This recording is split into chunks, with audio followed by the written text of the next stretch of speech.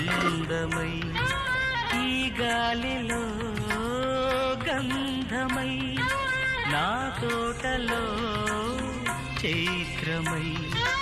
ఈ బాటనే నడచిరా